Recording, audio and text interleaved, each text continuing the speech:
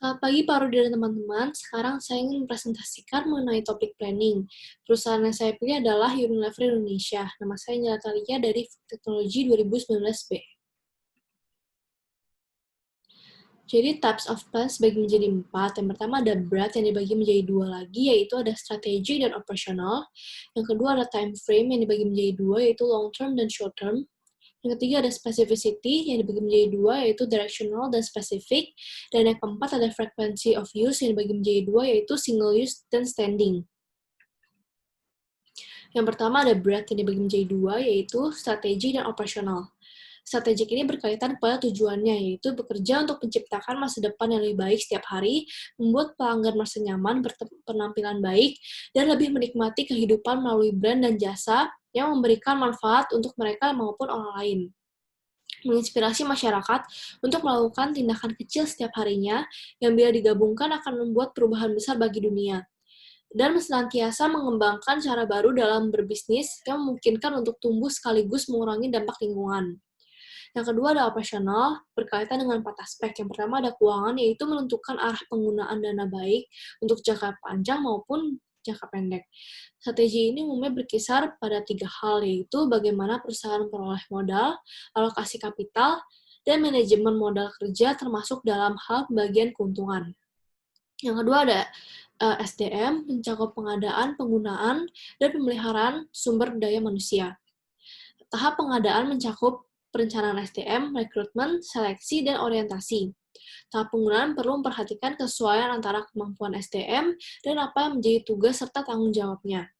Pada tahap pemeliharaan sumber daya manusia, tujuannya adalah bagaimana agar karyawan merasa puas bekerja.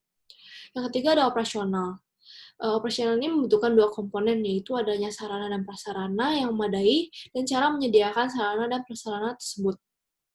Dari 2 komponen di atas, hal-hal pokok dalam manajemen operasional dapat dijabarkan menjadi beberapa bidang, yaitu inventarisasi, prosedur, pembelian barang, pengendalian mutu, biaya produksi, produktivitas kerja, jadwal produksi, tenaga kerja, penggunaan fasilitas, dan pemeliharaan peralatan. Yang keempat ada pemasaran. Pemasaran ini menggunakan komponen 4P.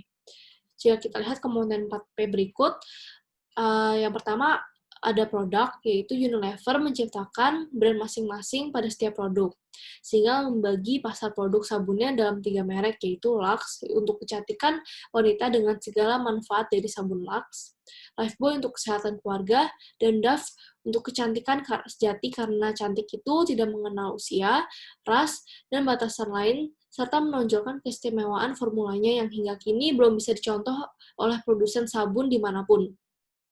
Atau bagaimana Sosro membagi konsumennya berdasarkan jenis produk.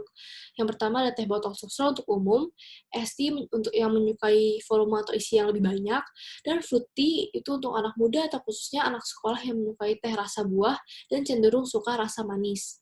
Yang kedua ada price, yaitu memberikan potongan harga langsung di tempat pembelian. Yang ketiga ada place, yaitu Unilever memperhatikan lokasi penjualan produknya. Unilever memilih tempat berjualan sesuai dengan kelas dan kebutuhan masyarakat sekitar. Yang keempat ada promotion, yaitu mencakup perikanan, promosi penjualan, hubungan masyarakat atau publisitas, penjualan secara pribadi, dan pemasaran langsung. Yang kedua ada time frame, yang dibagi menjadi long term dan short term. Contoh dari long term adalah Unilever Indonesia berencana untuk meningkatkan investasi di Indonesia dalam 5 tahun ke depan. Unilever akan menambah investasinya hingga 6,5 triliun. Dana tersebut akan diaplikasikan dalam berbagai bentuk pengembangan usaha seperti penambah kapasitas produksi hingga penambahan jenis produk baru. Dengan adanya penambahan investasi di Indonesia, Unilever berharap dapat meningkatkan perannya terhadap perekonomian Indonesia, terutama dalam hal penciptaan lapangan kerja baru, baik yang langsung maupun tidak langsung. Contoh dari short term adalah selama 1 tahun, yaitu tahun 2018, perusahaan mampu menyesuaikan diri dengan lingkungan yang penuh tantangan ini, dan tetap dekat di hati konsumen. Fokus pada pelaksanaan di lapangan dan efisiensi di seluruh lini operasional, mendorong perwujudan komitmen dalam memberikan nilai istimewa dan pertumbuhan yang kompetitif. PT Unilever Indonesia terus melakukan transformasi bisnis agar dapat secara lebih efektif menyiasati perubahan besar di pasar dan pada perilaku konsumen. Yang ketiga ada specificity dibagi menjadi dua, yaitu directional dan specific. Contoh dari directional adalah bagi perusahaan yang kualitas dalam pemasaran produk diharapkan akan selalu meningkat agar tujuan perusahaan dapat dicapai dengan optimal, karena produk yang dipasarkan menunjukkan adanya kaitan antara kualitas perusahaan dalam menghasilkan penjualan. Komunikasi untuk pemasaran produk dapat meningkat apabila promosi dilakukan dengan baik, sehingga perusahaan memberi kebebasan kepada karyawannya untuk melakukan promosi dengan caranya masing-masing, asalkan tujuan dari perusahaan bisa tercapai. Contoh dari spesifik adalah Unilever berkomitmen untuk melindungi kepentingan seluruh pemangku kepentingan dan meningkatkan nilai bagi para pemegang saham. Agar dapat mencapai tujuan tersebut, Unilever menerapkan prinsip-prinsip tata kelola perusahaan secara konsisten pada seluruh operasi bisnis dengan menegakkan 5 prinsip, yaitu transparansi, akuntabilitas, tanggung jawab, independensi, dan keadilan. Oke, berikutnya ada frequency of use yang dibagi menjadi dua, yaitu yang pertama ada standing. Nah, contoh dari standing point ini adalah peraturan. Berikut adalah peraturan yang boleh dan tidak boleh dilakukan oleh karyawan.